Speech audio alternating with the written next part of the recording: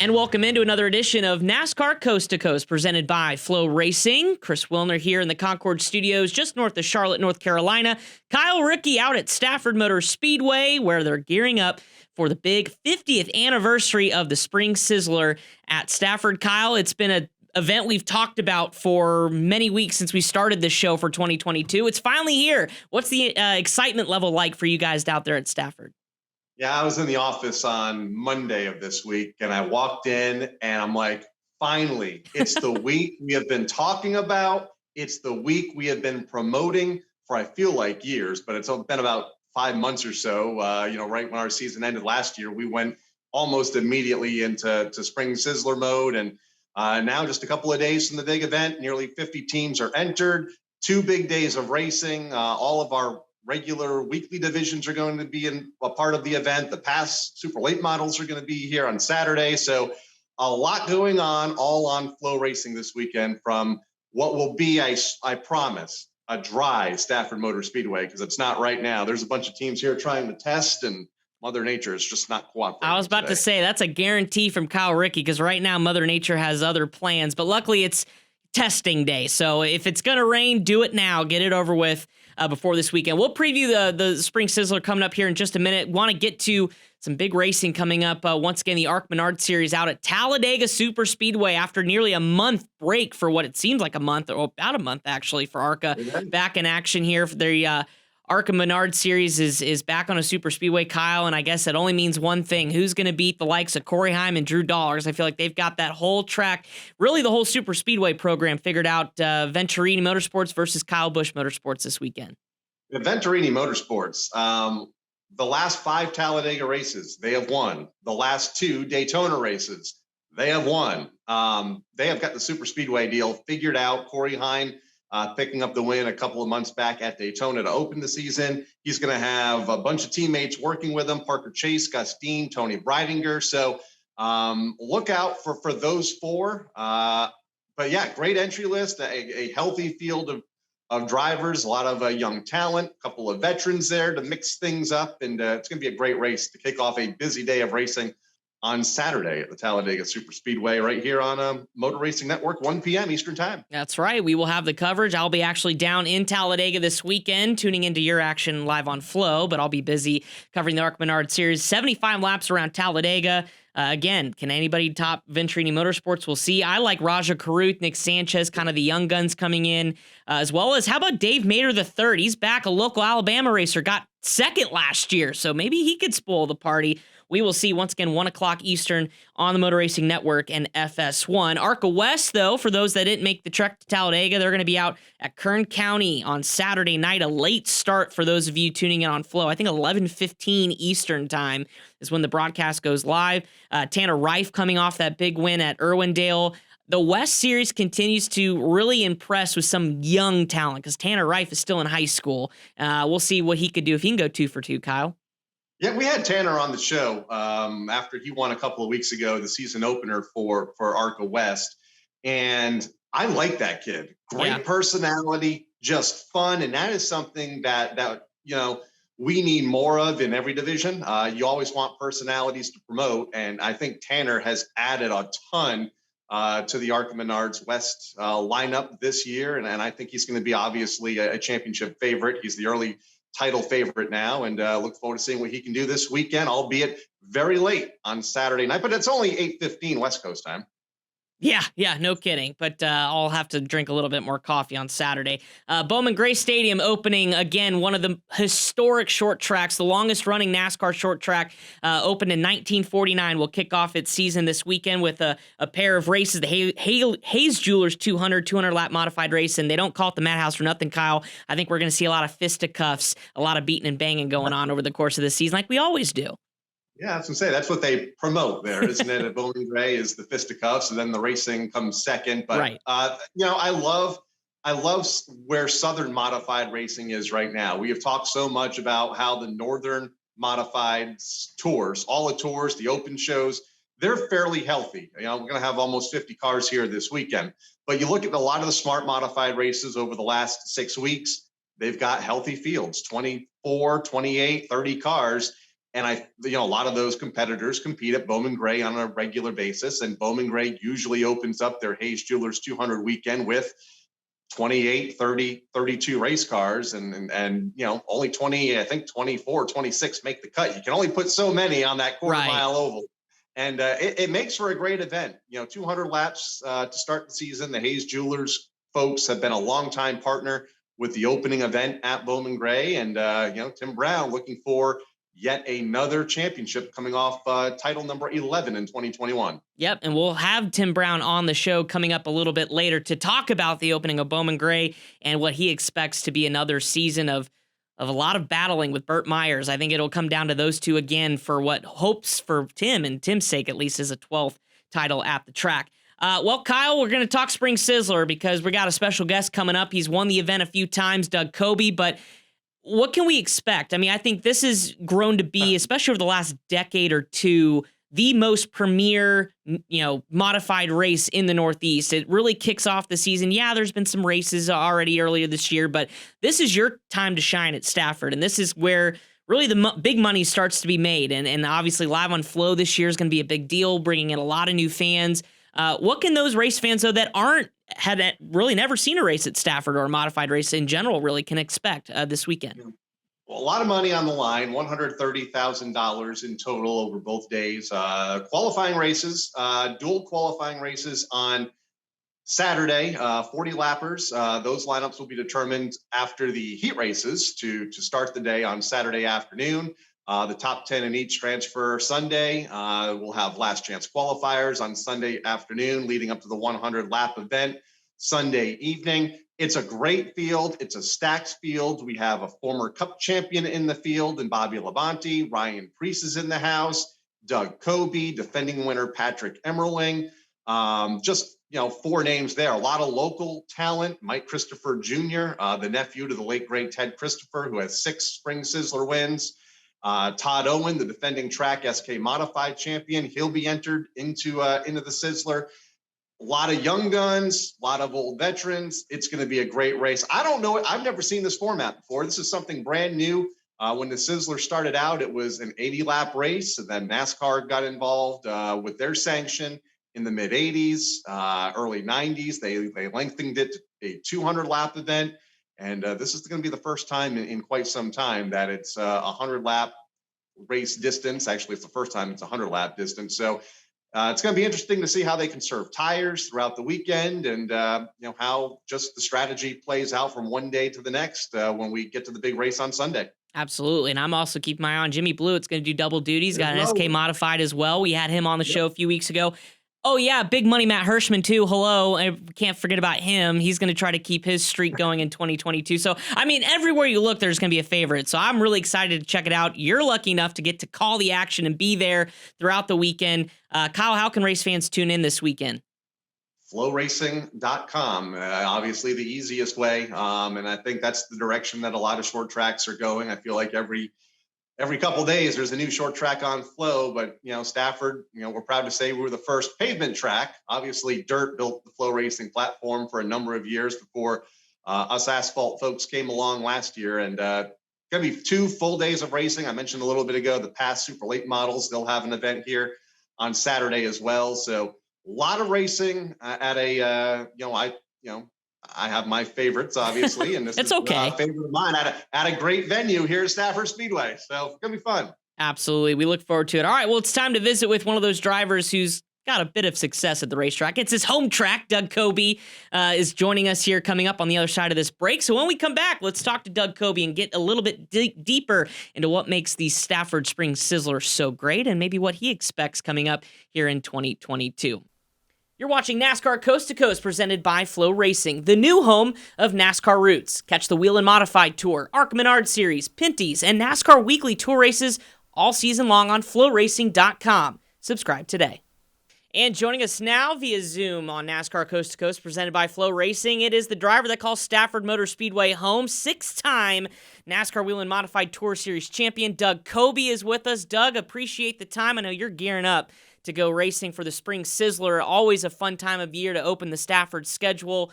How excited are you to get this year underway in a big race, one that you won back in 2019?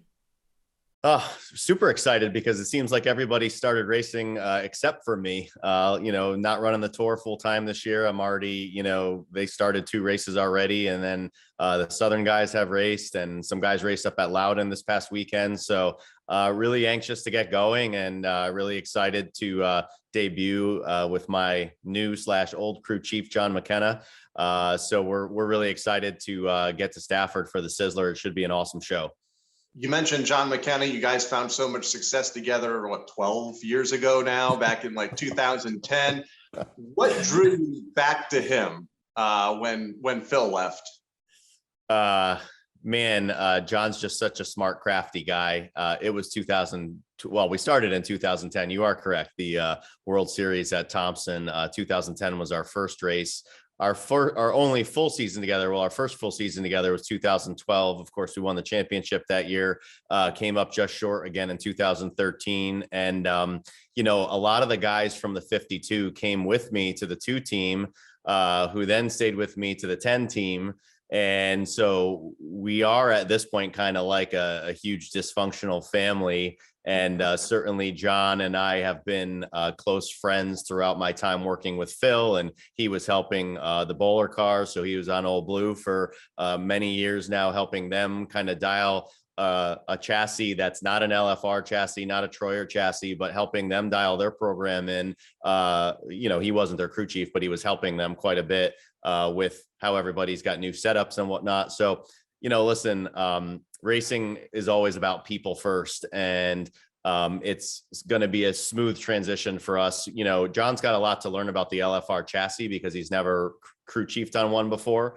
But if you can get all the other stuff out of the way and just gel automatically with a guy that you've won, a championship with, we've won, I believe, 8 races together on the tour. It's really like the best fit for me. Yeah, and speaking of change too, just a couple years ago, you used to run for a bunch of different programs, a lot of success, but to transition to running your own program over the last couple of years, how rewarding has that been for you to kind of call the shots, have your name on it, and run? Not rewarding, I guess. That's not what I wanted to do in racing. And my team's still evolving. There's a lot more that changed with my team in the off season than I think people understand. A lot of equipment that I was getting some help with from various people, various sponsors. A lot of that changed as well. So that's kind of what led to the part-time decision this year, because there was just a ton of change from Phil and the equipment. I'm still deciding what the 10 team is going to be long term. It's very possible that we might only be a team that can compete a limited schedule, open shows, big shows here and there, because I want to work with John, and because John has a full-time job. He can't necessarily, prepare a car for the demands of the full tour season. So it's very possible that my team might kind of transition into this open show team, and I might be looking for, to team up with somebody on the tour, maybe for 2023.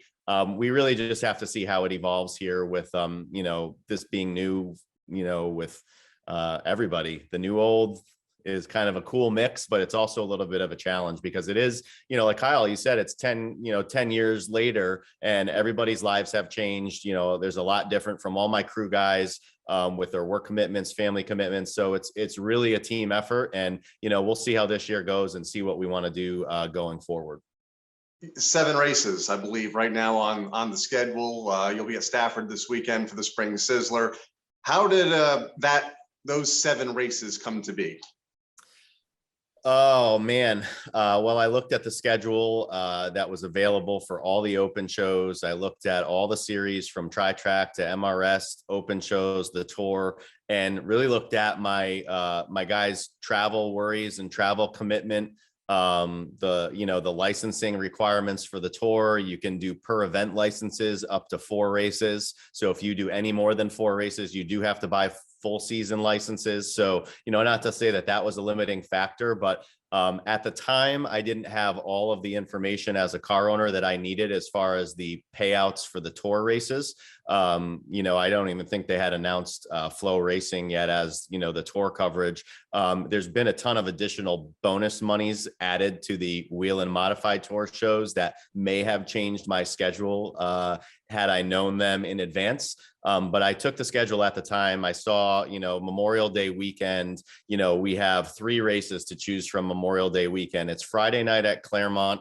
It's Saturday at Thunder Road, or it's Saturday with the tour at Jennerstown, or Sunday at Thunder Road. And I looked at that long weekend for my guys, and I'd like to give them the full weekend to do whatever they want to do. So we're going to Claremont on Friday for 15,000 to win. That's the closest for all of us, and it's also the easiest on the schedule. So once we started looking at things like that, John is a kind of a guru at Seekonk. He and I run well together there. So we picked the Seekonk Open show. He had basically told me 1 race per month was the goal for us. And so once we got from the Sizzler, which I said I wanted to do, Claremont, which made sense schedule wise, and then Seekonk, which made sense for June, then that led us into Loudon and Thompson for, the tour shows. And then we just looked at the fall races and kind of said, well, what do we want to do? And that's what we came up with. So I'm excited for our schedule. I think it's going to be challenging for us because I've raced as a tour competitor for so many years, and to go to the Sizzler this year as an open show,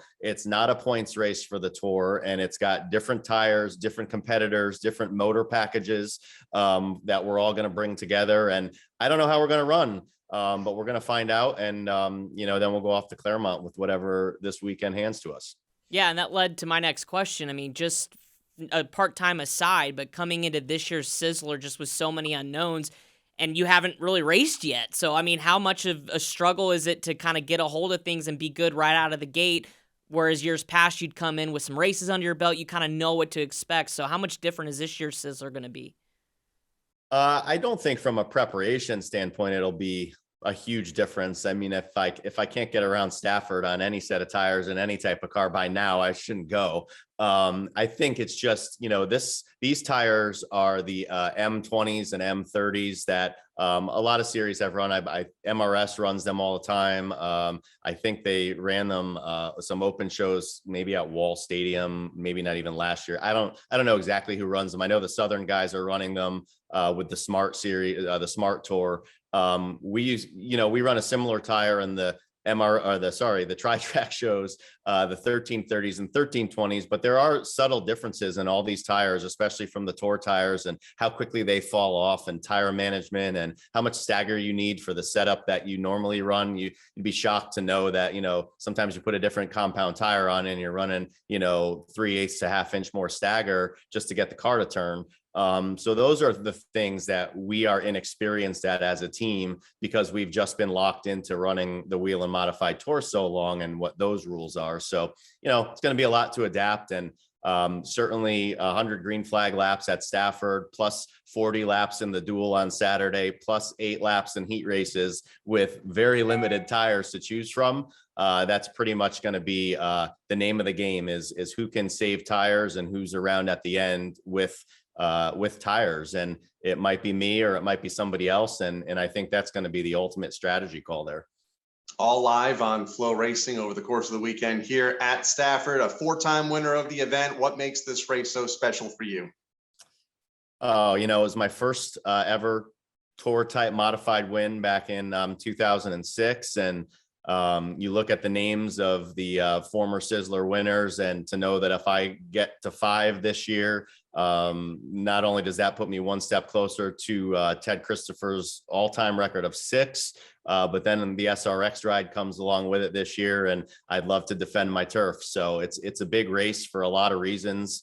It's kind of like it's weird because it's never the first race of the New England racing season, but it's always like the biggest race. And it's always, the pit party and the fans are out, and you've got the local divisions with tons, Stafford's car count for asphalt, racing is huge by all regards, in every division, top to bottom. So it's just a big event. And, you got the changes at Stafford this year with the new, TV screen on the infield, and upgrades throughout for the fan experience, new pavement for the midway, new ticket booths. The Roots have just always upgraded their facility and always made it a place that their big races are truly big races to win.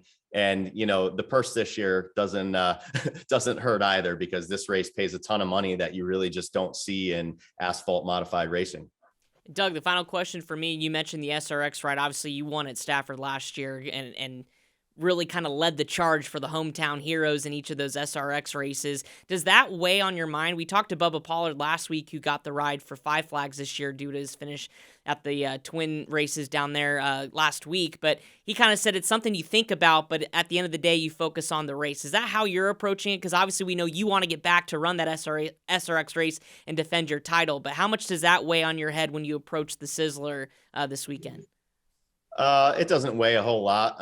I think, it'd be awesome to do it again, but it would also be awesome to see another short tracker get a shot to go at the stars. I don't want that to happen, but it's just a huge opportunity for anybody. And that's what I think, Bubba can convey as well. I think Bubba's the odds-on favorite at Five Flags when the SRX series shows up. I think he'd be the favorite in most any series that goes there. But, for me, I'd love a second shot. I think if I can go out there and win the Sizzler, I think, that'll be a big deal because people will say, here he comes again now for SRX. And I'll worry about that if and when it happens. But I'm just thankful that this is a big deal. I'm thankful that SRS exists to give short trackers a chance to race against our heroes and superstars that we've watched either growing up or watched right now.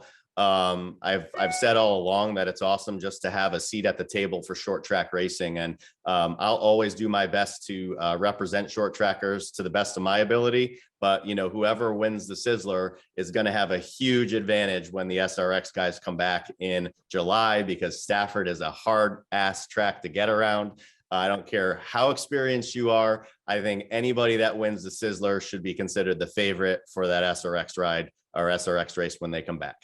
Coming on July 2nd here at Stafford. You won it a year ago, as you mentioned. How do you describe that night to people? Oh, man. Pretty damn awesome. I guess that's the best way to describe it, just from how cordial all the other racers were, how amazing the behind the scenes SRX staff was to work with, from the guys prepping the cars to the people that were organizing the event, all the media folks who were there. It was an awesome experience to be a part of. And then just to see Stafford Speedway rocking like it was, and the feedback that we got from CBS and the fans who got to watch short trackers go at it. And of course, to win the event was a truly special night.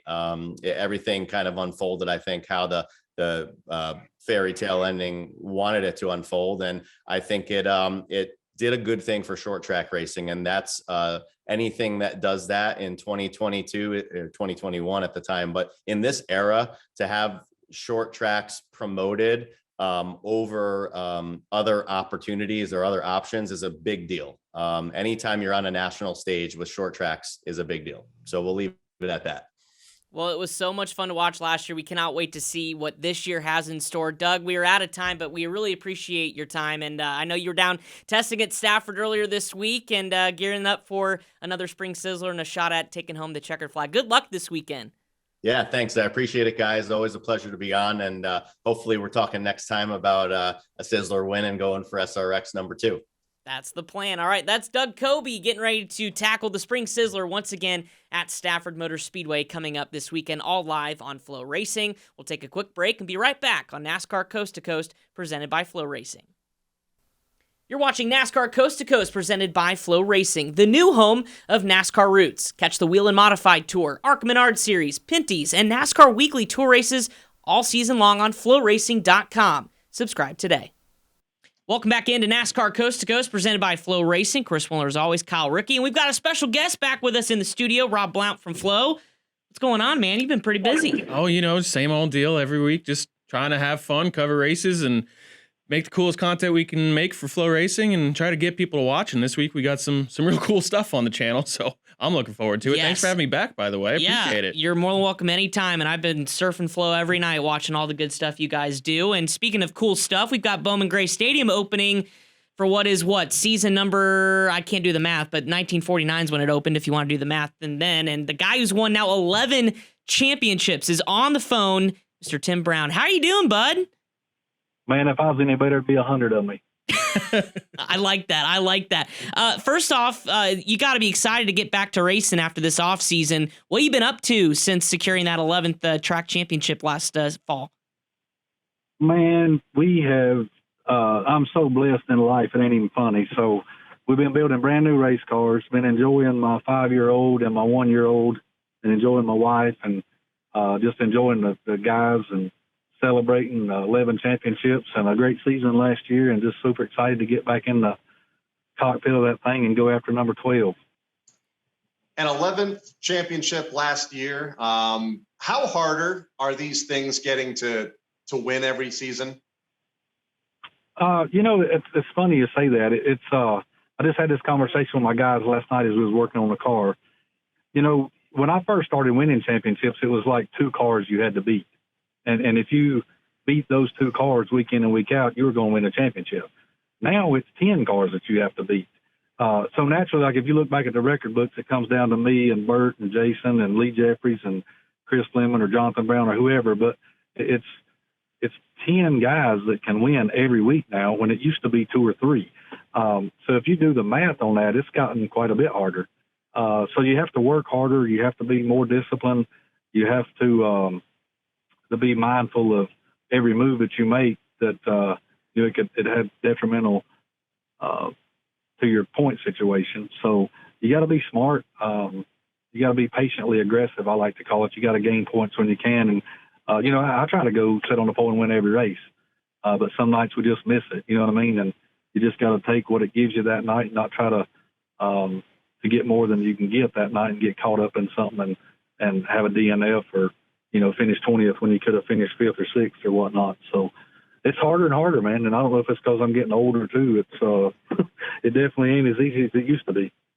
With the way the 2021 season ended, that championship is obviously in doubt, really, until the last handful of laps there for you. But you come out on top. You score that 11th championship, a milestone championship for you. How long does that sit on the top of your mind, and you're celebrating that championship before you're turning around and saying, okay, now we've got to do the same thing again in 2022 and go after 12? Sunday morning after that night. I don't play, dude. I got to do this to win, and I was focused on Sunday morning of what we got to do to get better, because it went down to the last race too close for me to be comfortable. So we started on Sunday, and Monday was ordering new parts and pieces for this year. And we've worked our guts out all winter to be the car to beat again this year. Tim, they don't call this place the Madhouse for nothing, and I think FloRacing fans are going to get a good look at it, because this will be the first time that it's been on Flo all season long. That exposure in itself is pretty exciting, I'm sure, for you as a race car driver to have that level of an audience tune in each and every week. But for those fans that are tuning into this show, they're like, well, man, I've never seen a race out there. What makes Bowman Gray Stadium so special for you, and why do you keep coming back? What keeps you coming back each and every year?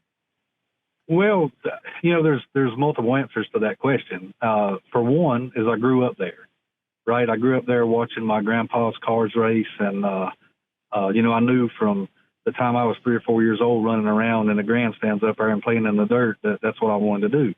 And 2 is the history of the place. You know what I mean? And 3 is the fans.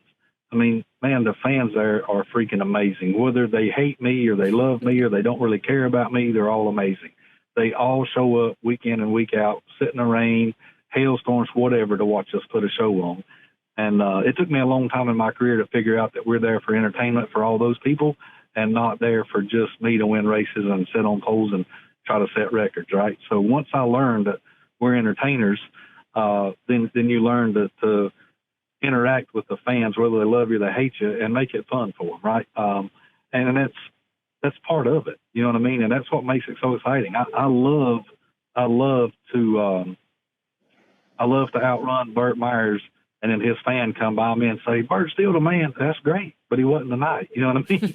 or Lee Jeffers fans or whoever. You know what I'm saying? So, and that's, they're having fun. They're paying money to have fun, and man, I enjoy it when I win. I only enjoy it when I win, because that's what we work so hard to do. I'm a terrible loser. Me too. I feel like most of us probably are. I don't see many great losers. There's a few out there, but like Tyler Reddick last week. Yeah. I watched that and I was in disbelief. I was like, man, okay. So put in perspective. Never raced at the stadium. So put in perspective, Tim, if that was you who got dumped on the last lap, last corner, what would have been your reaction? What would you have done?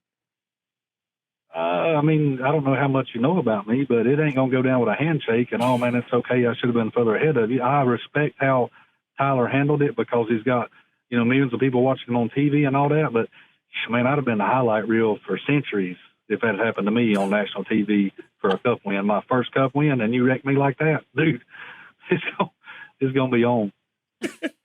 Well, I've heard there's a chance that it could be on fairly frequently this year. Some of the guys that I've talked to have said that the new pavement there has made this place completely different and a lot harder to run side by side on, which could lead to a lot more contact this year. What are your thoughts on the resurfacing of Bowman Gray Stadium? My true thoughts are they need to take a bulldozer today and dig it up and repave it for a race next year or 6 months from now when it's cured or whatnot or whatever it's got to do because it's that bad. But, Greg Garrison and the whole staff at the track feels like it's the same for everybody, but I don't feel like it is. I put my heart and soul into this race team, and it's a shame that that's what we have to go race on this year, honestly, because it's going to be a terrible race for the fans. There is no outside, period. Like, the record can outrun us from the inside if we're on the outside. It's how bad the outside is. It's going to be single file. Qualifying is going to be everything. You're not going to be able to pit because you're not going to be able to get back through the field. It's just going to be terrible. But it's the same for everybody, so we're working hard on our stuff to make sure we're the fastest car so we can sit on the pole and lead it all. I was going to say, so how does that change your driving perspective, especially maybe like, let's say you don't sit on the pole, you're third or fourth. I mean, is it going to be the chrome horn's going to have to be used a lot more this time around because you can't pass?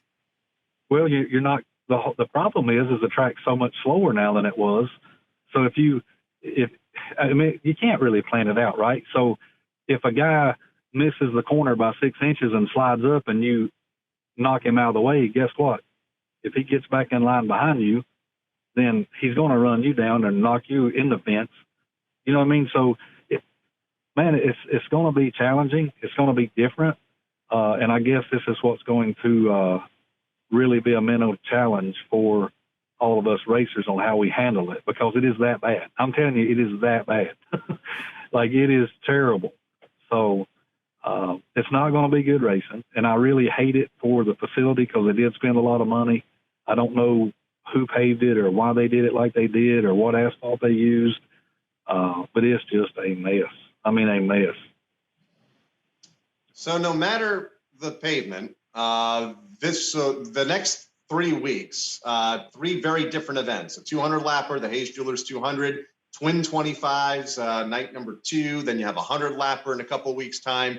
Do you have a preferred length race at Bowman Gray? Do you like the long distance races? Do you enjoy the sprint races? Is there a preferred type of night for you? Man, I tell you, it's kind of crazy. I've always done really well in the 25 lap races because I'm a decent qualifier, but I hate the double feature nights. I like to get in, get it done, and go home, right? So when you do the twin 25s or twin 50s or whatnot, you go do your deal, then you got to come back and you got to start mid-pack or in the rear. And I've never liked that handicap stuff. I'm a racer. I work hard on my stuff. We work hard to find funding to buy the speed that you need to go be competitive and run up front. And I just don't like the handicap stuff.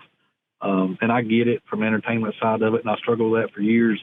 If you're the fastest car and you sit on the pole, you should be able to start on the pole and win as many races as you can. And, the 100-lap races, I don't like them because you qualify and the whole field draws. So, you can sit on the pole and draw 24th. And then the way the track is now, it don't matter if you had 15 cones for you to choose from. You're not going to win the race starting dead last with the way the racetrack is right now. So, part of me is excited to go race and just see how it's going to be. And part of me is like really dejected on how bad the new track is for us all to go race on. But it's the same for everybody. So whoever makes the right changes and gets the setup right and the things, really going to make them look bad. And that's the whole thing that worries me. You take somebody slides in a set of tires or something this year is going to annihilate the field because it's that bad. One of the things that we talked about, Tim, before we got you on air was just kind of reminiscing on the fact that you obviously just scored your 11th. You're going for 12. Burt Myers has 10. He's going for 11. You just stopped that last year, obviously, or maybe delayed it. Who knows? But obviously you guys are fierce rivals. But at the same time, when you take a step back and think about it, do you ever think about just how impressive it is that the two of you have been able to do what you've done at this racetrack at the same time, pretty much. Obviously, there have been people that have won a lot throughout the years, but you guys have done a lot of winning together. Yeah, and then what's even more impressive than that, we grew up together, right? Like, I was in the pits, with my grandpa's cars while he was in the pits with his daddy's cars. And, me and Bert used to be really good friends, went on vacations together and things like that. And then as we got, more competitive and we were battling each other year in and year out for championships and whatnot, then that kind of drove a wedge between that. But I respect him and his ability, his race team. He works hard at it. So do I. That he's deserving of everything that he wins because they work hard at it. You know what I mean? And I feel like we're deserving, me and my race team and my sponsors are, for everything that we win. And, my passionate goal is to make sure he don't win any more races and any more championships. If I win them all, then he can't win anymore, right? And Tim, to wrap things up, because we're just about out of time, I know how special championship number 11 was for you just because life changes, right? You got kids, like it was an emotional championship for you. Could you put into words what 12 would mean, especially to have your family behind you and watch it, go after this historic achievement of getting at 12th? Man, it really didn't hit me until that night when I won my 11th one, and I looked around and my wife's not there and my kids are not there. And and then my dad had passed away a year ago and my grandpa died a few years ago, and I hadn't won one since all of those changes in my life, right? And it just hit me like a snowball of emotions. And, I was super excited and super happy that I gave Todd Hunt his very first NASCAR Modified Championship at the stadium. But deep down inside, I was super sad that my wife and Cam and Marley wasn't there to celebrate it with me, and that my dad wasn't there and that my grandpa wasn't there. Because without all of those people, I wouldn't be where I'm at today. And it really, really bothered me that my wife and my kids wasn't there. And my wife brought my kids to practice Thursday night. And I promise you, when I win my 12th championship and my wife and kids are there, it's going to be the most special one I've ever won. You can put that down in the damn record books right there. That'll be the most important one and the most precious one in my life. Well, Tim, I really appreciate it, man. We certainly wish you the best of luck, and I hope that moment happens because I can't imagine. I'm sure a few tears would be shed when that happens. Absolutely. And I'm going to hold my kids and my wife and hug them. And, man, I can't wait. Like, I hope it's this August. If not, it'll be next August or the next. But Tim Brown ain't nowhere near being done. That's for sure. Well, Tim, I appreciate it. Get back to work, and we look forward to seeing you back on track this weekend, my friend. Thank you guys for having me. All right, that's Tim Brown getting ready to chase after a 12th, can you believe it, 12th track championship at Bowman Gray. That opens up this weekend. You can watch it all live on FloRacing. We'll be back right after this. You're watching NASCAR Coast to Coast presented by FloRacing, the new home of NASCAR Roots. Catch the Wheel and Modified Tour, ARC Menard Series, Pinty's, and NASCAR Weekly Tour races all season long on FloRacing.com. Subscribe today.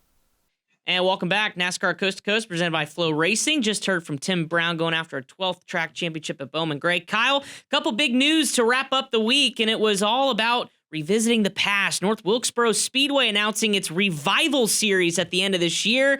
Down at Bristol, they talked about kind of running an August pavement schedule with some of our super late models, stocks, whatever you want to bring. They're going to race it, and then the transition to the old dirt surface in October for some of the dirt action with late models and sprint cars before hopefully getting a full repave, a full upgrade, and trying to bid for possibly a Truck Series race or maybe even ARCA sometime next year. Kyle, what are your overall thoughts, man? North Wilkesboro, Dale Jr. said he wanted it to be back. I think it's coming back. It's going to be interesting, and I think it's an announcement that took a lot of us off guard. It occurred while we were at the Bristol Motor Speedway for the NASCAR Camping World Truck Series race last Saturday. They had a press conference in the media center with a lot of folks in charge of this revival. It'll be interesting. I think it's a great opportunity for a lot of short track racers across the country, and especially in that region, to race on a racetrack that has been in the news a lot the last couple of years, especially on a on an old, worn out surface. I don't even remember the last time they repaved North Wilkesboro Speedway. Heck, they haven't even raced on it in roughly 12 years. The last time the Pass Cars went there, and there were a couple of other short track shows. Yep. Look forward to seeing how it works out. I hope it doesn't affect the other short tracks in the region, because this is the same time of the year that places like Hickory Motor Speedway, which isn't that far from North Wilkesboro, it's starting to wind their seasons down. So we'll see. We'll see how it's supported. And the dirt, I don't know much about dirt, but they're going to race on the original dirt. Again, tune in October for a month's worth of dirt racing at North Wilkesboro Speedway. And then I can't wait to see how they use that.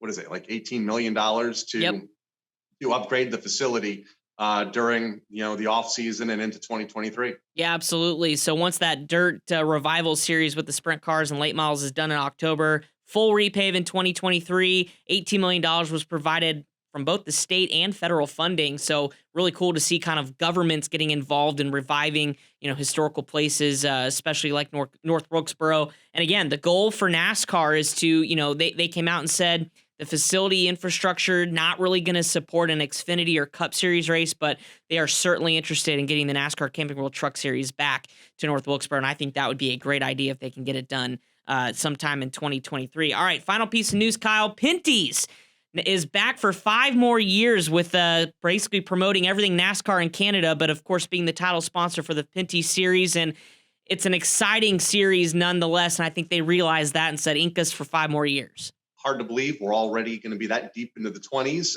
But 6-year extension, 5-year extension, and on FloRacing. So we'll be able to watch the NASCAR Pinty Series here in the U.S. live when they open up shop here in a couple of weeks' time, May 14th at Sunset Speedway in Innisfil, Ontario, Canada.